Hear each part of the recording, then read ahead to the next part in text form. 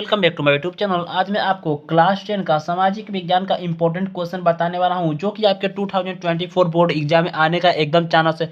और मैं आपको सबसे अच्छी बात बता दूं, ये जो क्वेश्चन है 2010 से लेकर 2023 के बीच कम से कम मैं आपको बता दूं 7 से 8 बार पूछा गया क्वेश्चन। हर एक सेट में क्वेश्चन पूछा गया, बहुत ही महत्वपूर्ण क्वेश्चन है।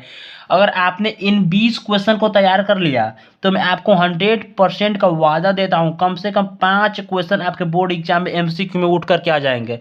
ये क्वेश्चन खोजने में कम से कम बता रहा हूँ मैं आपको 4 से 5 घंटे लगे हैं मेरे, कम से कम 4 से 5 घंटे लगे हैं। सभी सेट में देखा हूँ क्वेश्चन, इसलिए मैं महत्वपूर्ण महत्वपूर्ण क्वेश्चन आपको लिख करके लाया हूँ। आइए हम लोग समय न गवाते हुए अपने क्वेश्चन को देखते हैं। सबसे पहले देखिए question number first. Question number first क्या कहता है आपका, गांधी जी को महात्मा गांधी की उपाधि किसने दी थी। Very very important question. इस क्वेश्चन पे ट्रिपल स्टार लगा लीजिए आप, क्वेश्चन में बहुत ही महत्वपूर्ण क्वेश्चन है। गांधी जी को महात्मा गांधी की उपाधि किसने दी थी। लाला लाजपत राय, श्रीमती एनी बेसेंट, अब्दुल कलाम या रविंद्रनाथ टैगोर। इसका सही आंसर क्या हो जाएगा। तो महात्मा गांधी जी को जो महात्मा की उपाधि दी थी, कौन दिया था, तो आपका रविंद्रनाथ टैगोर जी दिए थे। उसके बाद देखिए question number second. Question number second भी बहुत ही महत्वपूर्ण क्वेश्चन है। सांप्रदायिक निर्णय की घोषणा किसने की थी। सांप्रदायिक निर्णय की घोषणा किसने की थी। लॉर्ड जॉर्ज ने, विंस्टन चर्चिल ने, या मैकडोनाल्ड ने, या इटली ने। इसका सही आंसर क्या हो जाएगा। तो क्वेश्चन नंबर सेकेंड का आपको जो सही आंसर हो जाएगा ऑप्शन नंबर सी आपका सही हो जाएगा, यानी कि मैकडोनाल्ड ने किया था। ये क्वेश्चन बहुत ही इंपॉर्टेंट है। इस क्वेश्चन पे आप डबल स्टार लगा लीजिए, ये क्वेश्चन बहुत बार पूछा गया क्वेश्चन है। उसके बाद देखिए question number three. Question number three क्या कहता है आपका, क्वेश्चन नंबर थ्री बहुत ही महत्वपूर्ण क्वेश्चन है। महात्मा गांधी से मैं आपको बता रहा हूँ 2 से 3 क्वेश्चन आपका एमसीक्यू में पूछ लिया जाएगा, 2 से 3 क्वेश्चन, इसलिए महात्मा गांधी के बारे में हर एक चीज आप लोग जान जाइए।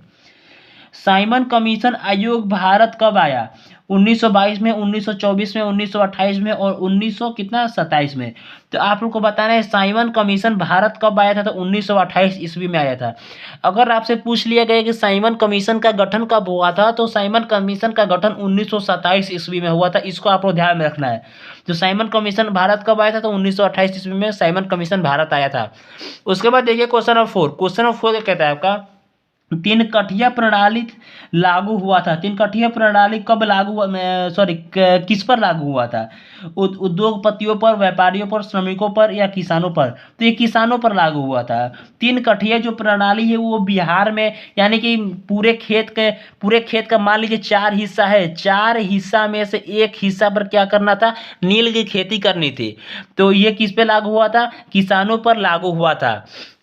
उसके बाद देखिए question number five. Question number five क्या कहता है आपका, क्वेश्चन नंबर फाइव कहता है कि गांधी जी ने किस गोलमेज सम्मेलन में भाग लिया था। तो प्रथम गोलमेज सम्मेलन, द्वितीय गोलमेज सम्मेलन, तृतीय गोलमेज सम्मेलन या चतुर्थ गोलमेज सम्मेलन। तो क्वेश्चन नंबर फाइव का सही आंसर क्या हो जाएगा, द्वितीय गोलमेज सम्मेलन में कौन भाग लिया था, महात्मा गांधी ने आपका भाग लिया था। ठीक, तो इस क्वेश्चन का सही आंसर हो जाएगा ऑप्शन नंबर बी। उसके बाद देखिए question number six. Question number six क्या कहता है आपका, खलीफा पद की समाप्ति तुर्की में कब संपन्न की गई। बहुत ही महत्वपूर्ण क्वेश्चन है। इस क्वेश्चन पे आप लोग ट्रिपल स्टार लगा लीजिए, ये क्वेश्चन बहुत ही महत्वपूर्ण है। खलीफा पद की समाप्ति तुर्की में कब संपन्न हुई थी, 1924 में, 1930 में, 1919 में या 1920 में। इसका सही आंसर क्या हो जाएगा आपका, 1920 में हुई थी। यानी कि ऑप्शन नंबर कौन सा सही हो जाएगा, ऑप्शन नंबर डी आपका क्या हो जाएगा, करेक्ट हो जाएगा। उसके बाद देखिए question number seven. Question number seven क्या कहता है आपका, क्वेश्चन नंबर सेवन भी बहुत ही महत्वपूर्ण क्वेश्चन है। वल्लभ भाई पटेल को सरदार की उपाधि किस किसान आंदोलन के दौरान दी गई। इस क्वेश्चन पे आप लोग 5 स्टार लगा लीजिए, ये क्वेश्चन बहुत ही महत्वपूर्ण है। Very very important question. इस क्वेश्चन में 5 स्टार लगा लीजिए आप लोग। वल्लभ भाई पटेल को सरदार की उपाधि किस किसान आंदोलन के दौरान दी गई। बारदोली में, अहमदाबाद में, चंपारण में या खेड़ा में। तो क्वेश्चन नंबर 7 का आपका कौन सा सही हो जाएगा, ऑप्शन नंबर आपका ए सही हो जाएगा, यानी कि बारदोली किसान आंदोलन में दी गई थी, यानी option number A is correct answer. उसके बाद देखिए क्वेश्चन नंबर 8। क्वेश्चन नंबर 8 क्या कहता है आपका, आर्य समाज की स्थापना किसने की। रामकृष्ण परमहंसम ने, राधाकांत ने या दयानंद सरस्वती ने, विवेकानंद ने। इसका सही आंसर क्या हो जाएगा। तो क्वेश्चन नंबर 8 का जो सही आंसर हो जाएगा ऑप्शन नंबर सी हो जाएगा, यानी कि दयानंद सरस्वती। जो दयानंद सरस्वती जी हैं वो क्या कि आर्य समाज की स्थापना यही किए थे। किसने की, तो आर्य समाज की स्थापना किसने की थी, तो दयानंद सरस्वती जी ने की थी। ठीक, ये क्वेश्चन महत्वपूर्ण क्वेश्चन था। उसके बाद देखिए क्वेश्चन नंबर 9। क्वेश्चन नंबर 9 क्या है? क्वेश्चन नंबर 9 में बहुत बच्चे कन्फ्यूज रहते हैं, बहुत ही बच्चे कन्फ्यूज रहते हैं। सबसे पहले देखिए, स्वराज दल के अध्यक्ष कौन थे? स्वराज दल के अध्यक्ष कौन थे? ये क्वेश्चन बहुत महत्वपूर्ण है। जवाहरलाल नेहरू, मोतीलाल नेहरू, मदन मोहन मालवीय या चित्तरंजन दास? इस क्वेश्चन का आंसर देखिए, ये इस क्वेश्चन का आंसर मैं दो सही करके लाया हूँ, यानी कि बी नंबर और डी नंबर दोनों आंसर सही है। केवल मैं आपको इसलिए दिखाना चाहता हूँ कि ऑप्शन में अगर इन दोनों में से कोई आ गया, मोतीलाल नेहरू या चित्तरंजन दास, इन दोनों में से दोनों दोनों आ गया, तो दोनों तो कभी आएगा ही नहीं। ये इसको हटाइए, दोनों तो कभी नहीं आएगा। इन दोनों में से अगर कोई एक आ गया तो आप मोतीलाल नेहरू या चित्तरंजन दास को करेक्ट कर सकते हैं, कोई प्रॉब्लम नहीं है। दोस्तों, अगर आपको एमसीक्यू में करने में दिक्कत हो रहा है तो मैं आपको एक वीडियो बना दूंगा, जिससे कि आपको एकदम पता चल जाएगा कि एमसीक्यू अगर कोई ना आए तो उसमें हम लोग क्या करें कि वो हमारा सही हो जाए। ठीक, तो हम लोग तुक्का लगाने को मैं आपको बता दूंगा, वेरी वेरी इंपॉर्टेंट वीडियो बताऊंगा, जो कि आपके एग्जाम के लिए बहुत ही महत्वपूर्ण रहेगा। और उस वीडियो की मदद से मैं आपको 100% बता रहा हूँ, कम से कम 10 से 20 क्वेश्चन आप एग्जाम में एकदम करेक्ट कर सकते हैं, और एकदम करेक्ट। उसके बाद देखिए क्वेश्चन नंबर 10। और मैं आपको बता दूं, अगर आपका इंग्लिश कमजोर है तो आप लोग कमेंट करिए, मैं इंग्लिश पे एक ऐसा वीडियो बनाऊंगा। अगर कोई स्टूडेंट को एकदम इंग्लिश नहीं आती है, वो भी बोर्ड में अच्छा स्कोर कर सकता है क्लास 10th में।